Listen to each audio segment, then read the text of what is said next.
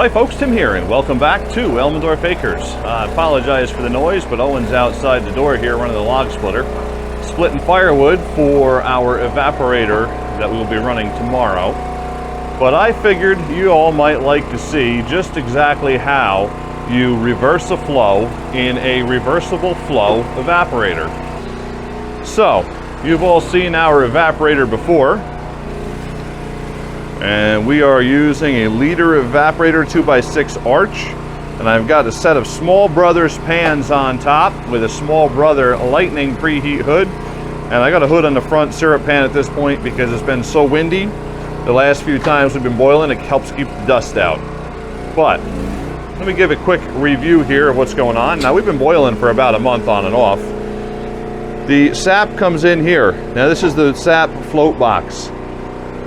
It comes in here, up from the bottom, and there's a plug that this float opens and closes. Now, right now, everything is turned off, so none of it will flow.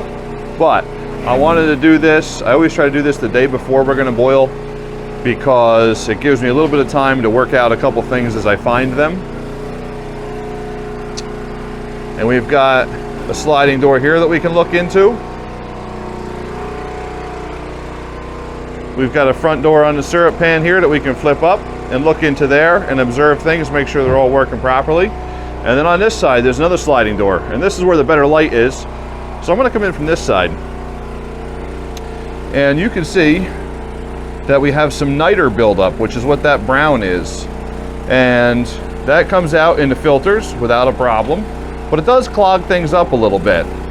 And one of the things that you gain by having a reversible flow evaporator is it completely reverses the flow of both the intake where the sap comes in and what side we draw off of. And by doing that, it helps keep the niter from building up as much as it otherwise could.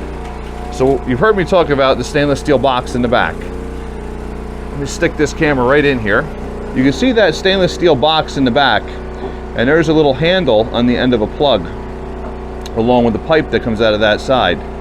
So the float box hooks directly into that stainless steel box, and we can adjust the flow into the evaporator based off of how we have this plug here situated and how we have this tube situated. Now, I've already switched the plug and the tube so far this morning, but I realized afterwards that I should maybe record some of this because I often talk about it on our live stream, and I talked about it in our earlier video.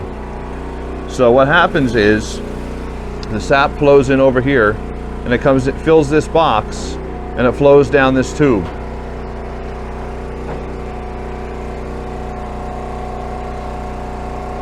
Now, it comes out in the front here. It then flows and zigzags back and forth, back and forth.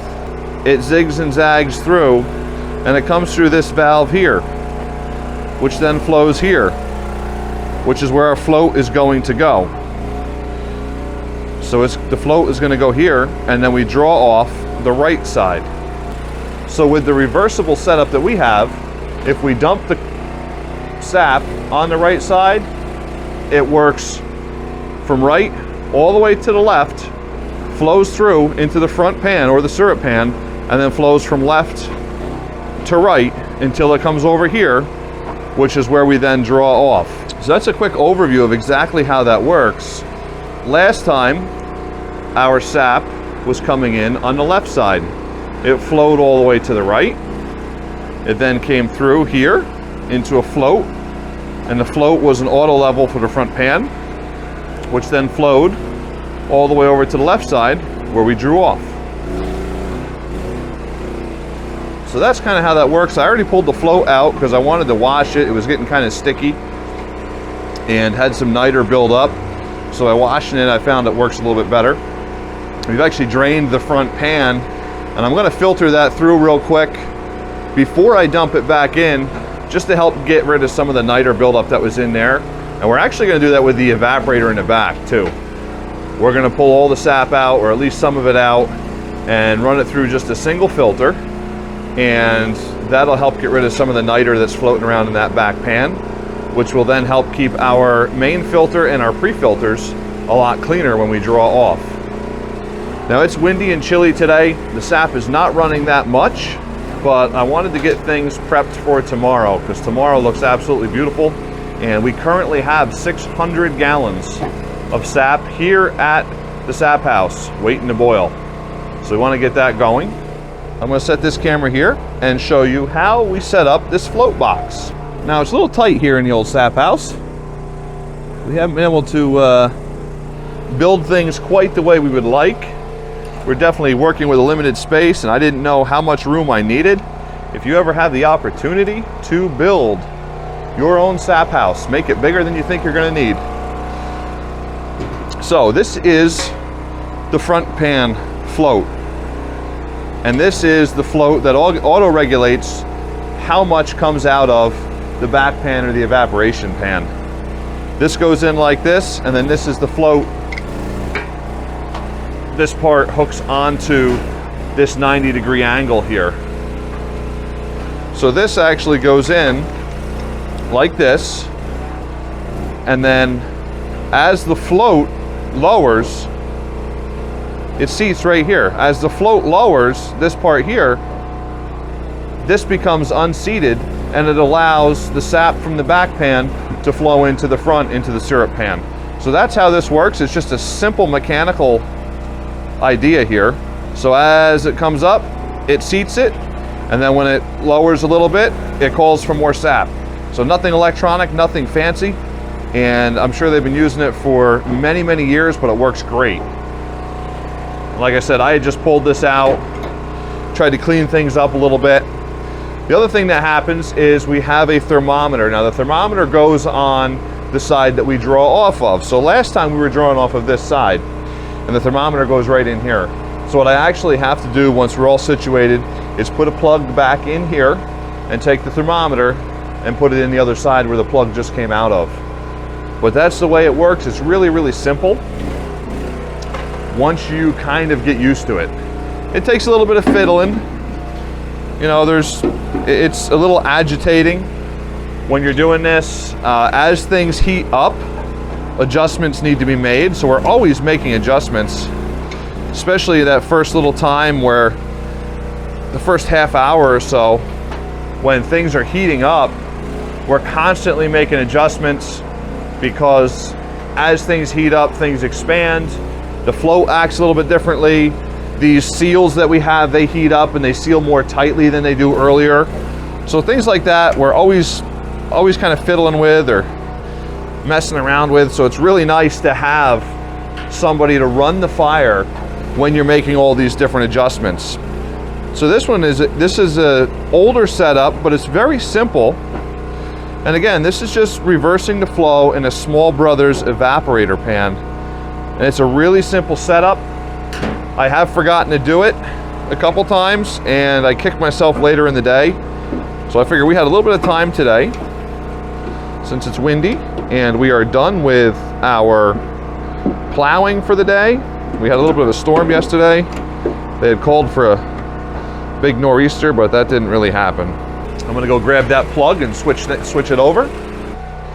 So we use a simple Teflon tape, a food grade Teflon, that goes in, and anywhere that we've got threads, we use this Teflon tape. Now about 50% of the time, I forget exactly what way to wrap the Teflon, which is rather annoying for me, but I call myself various different names and then get back to it. This time I did it correctly, which is nice. And nothing needs to be incredibly tight, right? I use the wrench just to seat it properly, but nothing needs to be incredibly tight. Now let me bring you over here for a moment, and I'll show you this float valve and this float now that it's all set up. So you can see it's very simple. You can see where this round piece of rubber comes up and seats against the bottom of that 90-degree fitting. It just comes up and seats just like that. So very simple. Things are a little sticky right now because it's, well, almost syrup in the front pan. As this pan fills, the float slowly lifts up and it stops the flow. And then as the float lowers, it allows it to come in. It's just that simple. It's really, really simple. No fancy mechanics, no fancy electronics. And now this side, you can see I just pulled the plug out of here. Now I've got to put the thermometer back in there. So I'll do that next. So again, make sure you're using a food grade Teflon. This is all food grade stuff, and it should be, right? You're going to be eating this later. Now, I just did what I said I probably would do, which is put the Teflon on backwards. And I'm sure all of you plumbers out there are getting a real kick out of this, because I know at least some point early on in your career, you were putting the Teflon on the wrong way with the threads, and you go to tighten it, and it actually slides the Teflon right off the threads. So, I'm going to reapply our Teflon here. And you don't need much. If there's a little bit of seepage, it seals up very quickly, because think about it, we are making sugar. So as that hot syrup or the hot sap seeps through a little bit, it seals itself up because it's making sugar. So you end up with sugar in there. So everybody that comes in the sap house always mentions to me, Tim, your thermometer is upside down. And let me show you what I mean here. So this thermometer is a very special thermometer. If you can read that little tiny writing right there, it says boiling water is 0. And it gives the exact instructions on how to use this. But I'll show you from my vantage point. If I look down like this, I can't see any of those numbers. So I actually take this thermometer and I completely spin it. And I spin it so that the 7 is down. So I can see both the 0 and the 7 very easily from the standing position. So if I stand here, I can see my 0 and I can see my 7. Now remember, 0 is 212 degrees, at least theoretically. That's based off of your altitude, the atmospheric pressure, so on and so forth. 7 is 219 degrees, which is the point at which the sap becomes syrup. So if you're boiling at 7 degrees over the temperature of boiling water, you have syrup. Now this for us is mostly a guide. We use this, and then I use the hydrometer as we draw off. But that's our special thermometer that has all kinds of wacky numbers on it. Nobody really knows what it means. But that's a quick explanation of that. Now I always have all kinds of tools here in the sugar house. You see I've got a spoon over there, and a big adjustable wrench, and a pipe wrench, a little plastic brush, kind of like a wire brush, but a plastic one. There's also spare gasket material over there on the wall. Right over there, there's spare gasket material. And that's all stuff that I want right close by in case we have some sort of failure. And this is also where I hang my smaller adjustable wrench.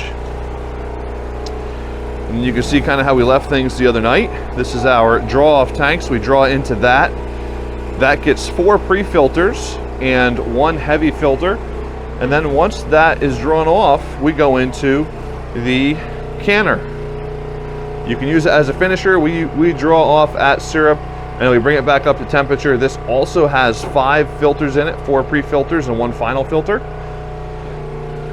And then over here, we've got a couple different versions of syrup over there.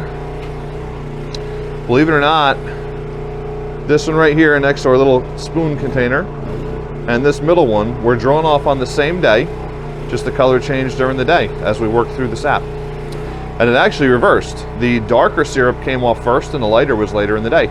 And I'm sure you've seen in one of our other videos, but when we have syrup and we are hot bottling it, we set it upside down. And that is so that the hot syrup comes in contact with the top of the lid. The other thing that happens when you're making syrup or you're bottling anything hot is it continues to steam inside this container. So by doing it upside down, like so. You get that hot syrup sealing that mason jar lid, right? It's just a simple mason jar lid, nothing fancy there, but it builds up steam on the top up here. Then the next day you just flip it over, and any of the steam that built up gets mixed right back in with the syrup. You were looking in here before, you saw some of that brown. That's that sugar sand or that niter buildup. So that's what that brown is. It looks a little bit like dirt. It's not. That's niter. And it's very, very common, especially later in the season. We've had no frost in the ground most of the winter, so the niter's been pretty heavy this year. So that's been something we've been fighting with for sure. So that's a real quick tutorial on how to reverse the flow in your Small Brother reversible flow evaporator and syrup pan.